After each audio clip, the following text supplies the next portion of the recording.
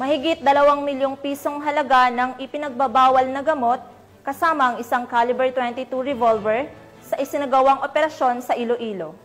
Patrolwoman Glidel Astrologo, ibalita mo.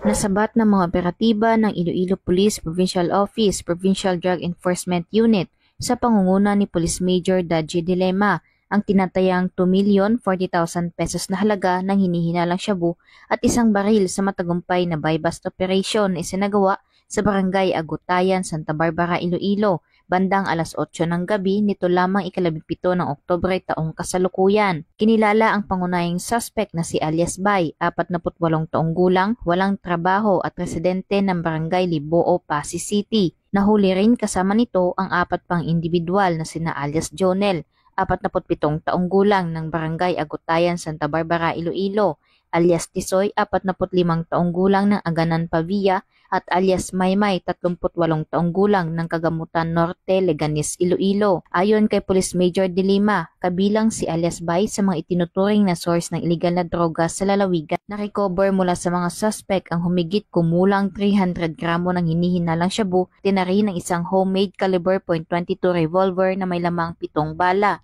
Sa ngayon, ang mga suspect ay nasa kustodiyan na ng Santa Barbara Municipal Police Station para sa dokumentasyon at nakatakdang sampahan ng kasong paglabag sa Republic Act 9165 o ang Comprehensive Dangerous Drugs Act of 2002 at Republic Act 10591 o ang Comprehensive Firearms and Ammunition Regulation Act. Ang matagumpay na operasyon na ito ay patunay ng patuloy na dedikasyon ng Iloilo PNP sa paglaban kontra droga at sa pagpapanatili ng kapayapaan at kaligtasan ng mga Ilonggo, alinsunod sa kanilang isinusulong na bagong PNP para sa bagong Pilipinas, serbisyong mabilis, tapat at nararamdaman. Mula dito sa Police Regional Office 6, ako ang iyong Police News Network Correspondent, Patrolwoman Glidel Astrologo, alagad ng batas, tagataguyod ng Balitang Pulis.